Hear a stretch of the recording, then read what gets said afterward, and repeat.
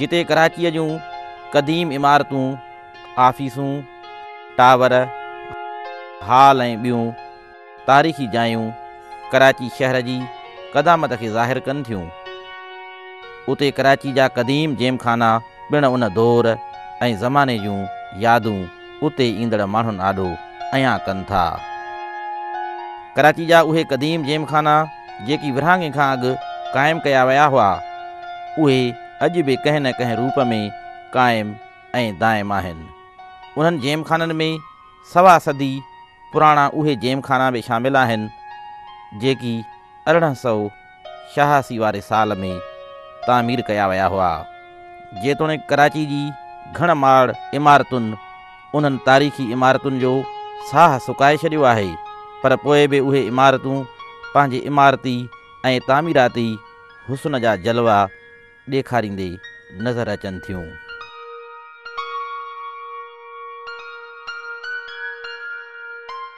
अंग्रेज़नि जॾहिं कब्ज़ो कयो सिंध ते त उन खां पुठियां उन्हनि ते अंजुमनूं ठाहिणु शुरू कयूं, मुख़्तलिफ़ समाजी अंजुमनूं, क्लब्स, एसोसिएशन्स, उहे ठाहिणु शुरू कयूं। शुरू अंग्रेज़नि इन छा कयो, जीअं तव्हां ॾिसो सिंध क्लब जेका आहे उहा सभ खां पहिरीं जेका आइडिया ॾिनी सर चार्ल्स नेपियर 1845 में, जेको पोइ वञी 1871 में उहो मुकमल थियो सिंध क्लब। हिन क्लब जो मक़सदु हुन क्लब में सभु अची वेहंदा हुआ, उते जा यूरोपियन जेके आहिनि ऐं जेके सोशल एक्टिविटीज़ उहे हिननि जे थ्रू कंदा हुआ। हुननि खे ॾिसी पोइ जेके हिते जा मक़ामी मुख़्तलिफ़ कम्यूनिटी हुयूं, मज़हबी फ़िरका हुया, उन्हनि बि पंहिंजे पंहिंजनि माण्हुनि खे गॾु करे एसोसिएशन ठाहे ऐं जिमखाननि जो बुनियादु विधो।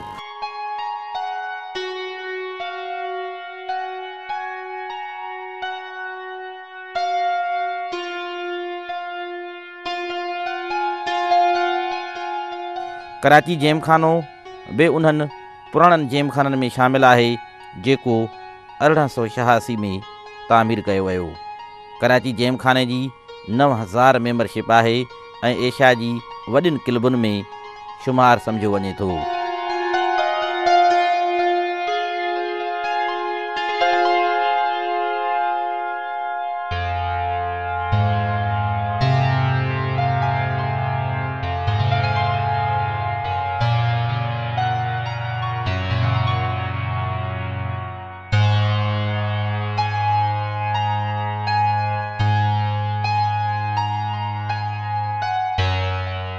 कराची जेमखाने में टेनिस, स्क्वाश ऐं स्नूकर जी सहूलियतुनि सां गॾु क्रिकेट रांदि जो बि आलीशान मैदान आहे।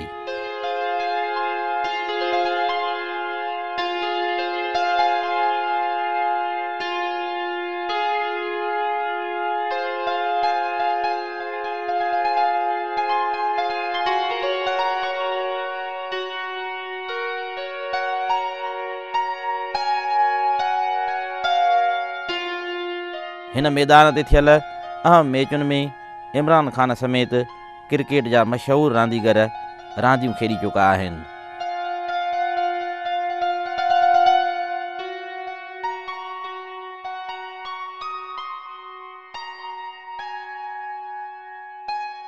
क्लिब रोड ते क़ाइमु हिन क़दीमी जेमखाने में 3 व्यंजन खाना आहिनि, जिन में हिकु तारू माण्हुनि लाइ, ॿियो सेखड़ाटनि ऐं टियों नौजवाननि लाइ आहे।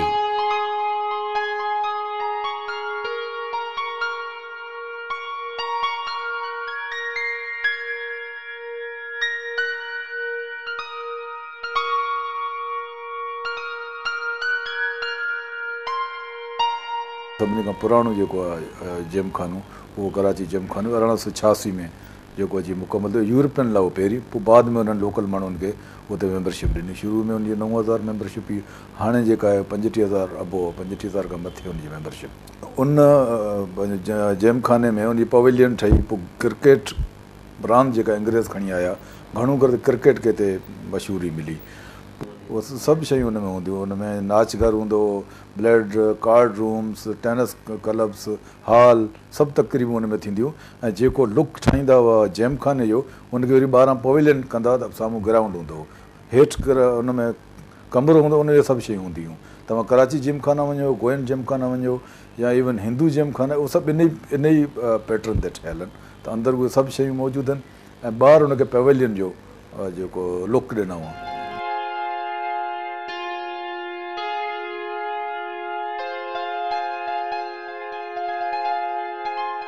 कराची जो ॿियो क़दीम जेमखानो गोन उर्फ़ ईसाइन जो जेमखानो आहे, जेको पिणु साॻे ई साल 1886 ईस्वी में तामीर कयो वियो। हीउ जेमखानो 1886 में गोन पोर्चुगेज़ एसोसिएशन याने GPA नाले सां क़ाइमु कयो वियो। बाद में 1930 धारे उन जो नालो बदिलाए कराची गोन एसोसिएशन याने KGA ॾिनो वियो। 30,000 स्क्वायर यार्ड ते मुश्तमिल प्लाट ते क्रिकेट ऐं हॉकी ग्राउंड बि ठहियल आहिनि। 2 टेनिस ऐं बैडमिंटन कोर्ट्स पिणु आहिनि, जॾहिं त पहिरीं माड़ ते डांसिंग हॉल बि ठहियल आहे। ख़ूबसूरत इमारती ऐं अॾावती फ़न वारो हीउ जेमखानो कराची जे सदर वारे इलाइक़े में अॼु बि मौजूदु आहे।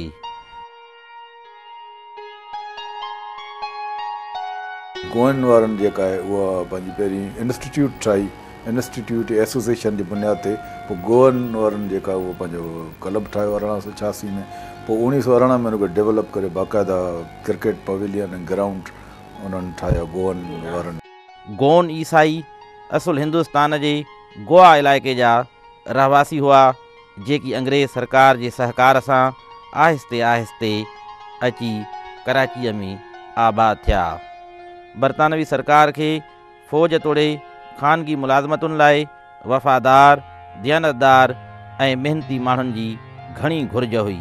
उन करे अंग्रेज़ सरकार गोवा जे हिननि माण्हुनि जी चूंड कई, छाकाणि त अंग्रेज़नि खे गोन क़बीले जा माण्हू सख़्तु मेहनती, वफ़ादार ऐं ईमानदार नज़र आया। गोन ईसाइनि खे हिंदुस्तान खां सामूंडी रस्ते ॿेड़ियुनि वसीले कराची आंदो वियो। कराची में आणण खां पोइ अंग्रेज़ सरकार गोन क़बीले जे माण्हुनि खे न रुॻो पुलिस, कस्टम, रेलवे, टेलीग्राफ ऐं ॿियनि खातनि में नौकरियूं ॾिनियूं, पर पंहिंजे घरनि में बि मुलाज़मतूं ॾिनियूं।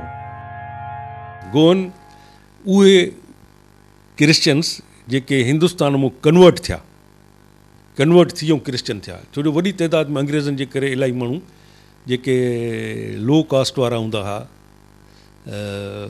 उहे कन्वर्ट थींदा हुआ। जीअं मुग़लनि जे दौर में ऐं शेरशाह सूरीअ जे दौर में 16 साल पठाणनि जो जेको दौरु हुयो, वॾी तइदाद में लो कास्ट हिंदू जेके हुया हिंदुस्तान जा, अनटचेबल्स जंहिंखे चवंदा आहिनि, दलित चवनि था, उन्हनि खे अछूत चवनि था तारीख़ में, वॾी तइदाद में मुस्लमान थिया। तमामु लखनि जे हिसाब में उहे थिया। पोइ वरी उन्हनि खे मुस्लमाननि वरसायो, उन्हनि खे मथे ते हथु रखियऊं ऐं उन्हनि खां इलाही कम वरितऊं, उन्हनि खां जासूसियूं करायूं। इन करे त उहे डिॼी विया। जॾहिं 47 में उहो विया पिया अंग्रेज़, त उन्हनि खे अची डपु थियो त असांजो हिननि सां 300-400 साल जी तादियूं कयूं आहिनि असली ॿियनि हिंदुनि सां। इन्हनि खे जॾहिं मौक़ो मिलियो असांजे त लाह कढी छॾींदा, मतिलबु पूरा हिसाब वठंदा 300 सालनि जा। तंहिंजे करे अची रड़ियूं कयूं। बहरहाल इहो मौज़ू बि हिकिड़ो ॿियो आहे। त उहे जेके क्रिश्चियन्स हुआ कराची में अची सेटल थिया 1843 खां पोइ। जीअं सिंध खे हुन सां बम्बई सां मिलायूं त बम्बई जो वेझो आहे गोवा, उतां घणी तइदाद में उहे आया ऐं अंग्रेज़नि जे हर शोबे में उहो कमु कंदा हुआ। ॾाढा एवरेज, तमामु कमु करण वारा, मेहनती, तमामु मुंहिंजा पर्सनल फ्रेंड छो मूंसां गॾु मां उन्हनि सां क्रिकेट बि खेॾी, उन्हनि सां उथण विहण बि। सदर में घणो वक़्तु मुंहिंजो उन्हनि सां ई गुज़रंदो हुयो, उन्हनि क्रिश्चियन सां। शुरू में गोन छड़ा आया हुआ। बाद में मोकलुनि वारनि ॾींहंनि में जॾहिं हू हिंदुस्तान माइटनि सां मिलण ते विया त उतां पंहिंजा ॿार बच्चा ऐं मिट माइट बि हिते वठी अचणु शुरू थी विया। पंहिंजे माइटनि खे ईअं पिए चयाऊं त कराची रोज़गार जो शहरु आहे, उते हलो तव्हांखे नौकिरी मिली वेंदी। शुरू में जॾहिं अंग्रेज़नि जी फ़ौज जेका आई, हुन में जेके बावर्ची हुया, क्लर्क हुया, बगल जेको तब वॼाइण वारा, म्यूज़िक वॼाइण वारा, उहे सभु गोअन हुया जेके हिते आया। पोइ गार्डन ऐं सदर में अची रहिया। पोइ जॾहिं हीउ सॼो रेल सिस्टम या बंदरु ठहियो त वधीक गोवा खां माण्हू जेके हिते आया, हिते रहिया। उन्हनि पंहिंजो ईंदा ई वेंदा। तव्हां ॾिसो त अॻिते हली करे जॾहिं मेयर था थियनि त पंहिंजो 1945 में मैनुअल मस्कट आहे जेको आहे उहो हिननि मां हो जेको कराची जो चूंडियल मेयर थो थिए, जेको आर्मीअ जे मुख़्तलिफ़ उहिदनि ते, अंग्रेज़नि जे आर्मी जे मुख़्तलिफ़ उहिदनि ते इहे माण्हू जेके महिनत करे पहुता आहिनि। कराची ईंदड़ उन्हनि ईसाइनि जी अक्सरियत जो तालुक़ु रोमन कैथोलिक सां हो। उन वक़्तु कराची में को बि चर्च कोन हो, तंहिं करे गोन ईसाइनि सेंट पीटर्स चैपल जेको बाद में चर्च थियो ऐं पोइ कैथेड्रल बणियो, उते इबादत करणु शुरू कई। कराची जा 2 गोन नौजवान ब्रिटिश इंडिया आर्मी में लेफ्टिनेंट जनरल जे उहिदे ते बि पहुता। जॾहिं त कराची ॼाओ ऐं कराची में तालीम पिराईंदड़ Frank D'Souza Indian railway board जो मेंबर बणियो।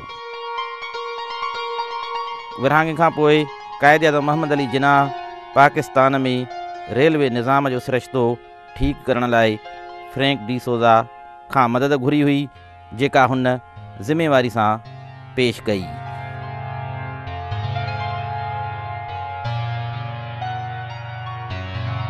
हुननि जा 2 क्लब हुया, हिकिड़ो लकी स्टार ते, ॿियो ई हिन खां जिमखाना खां अलावा ॿियो हिकिड़ो जिमखानो या ज़िक्र करियां त गवरी जिमखानो हुयो, अंग्रेज़नि जो ठहियलु हो, जेको लकी स्टार जे साम्हूं आहे।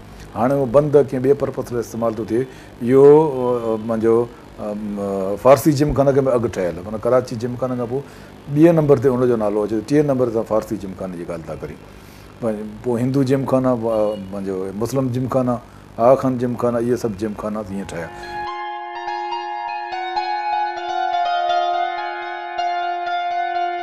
कराची में गोन जेमखाना खां पोइ 1993 में पारसी जेमखानो ठाहियो, जंहिंखे कराची पारसी इंस्टीट्यूट यानी KPI बि चयो वञे थो।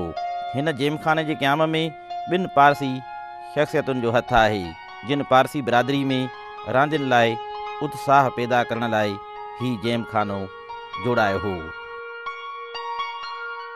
क्रिकेट, बिलियर्ड ऐं ॿियुनि रांदियुनि खे हथी वठाइण लाइ अॻु में रुॻो मर्दनि लाइ ही जेमखानो खुलियलु हो, पर पोइ 1899 ईस्वी में औरतुनि खे बि हिन जेमखाने में दाख़िला जी इजाज़त ॾिनी वई।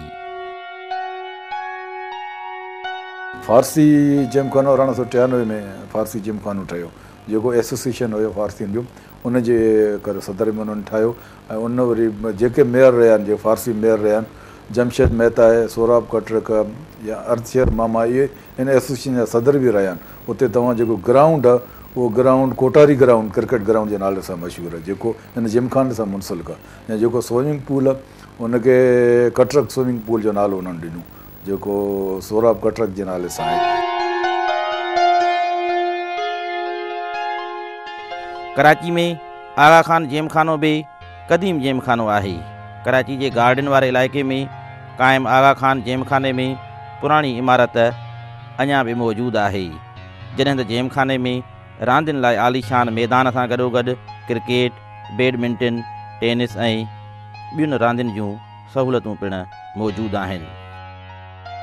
आगा खान इस्माइली 1940 में आगा खान जिमखाना, जेको आगा खान जे रहण जी जाइ हुई उते, जिते गार्डन जे पोइ पासे, उहा आगा खान जी वाड़ी हिनखे चवंदा हुआ, पंहिंजो रहण जी जाइ, उहा हिन मख़सूस कई 1940 में। उहा हिननि जे हवाले कई इस्माइलियुनि जे। उते त अञा ताईं मौजूदु आहे, माना कराची जिमखानो आहे या आगा खान जिमखानो, जेके अञा ताईं फंक्शन में आहिनि।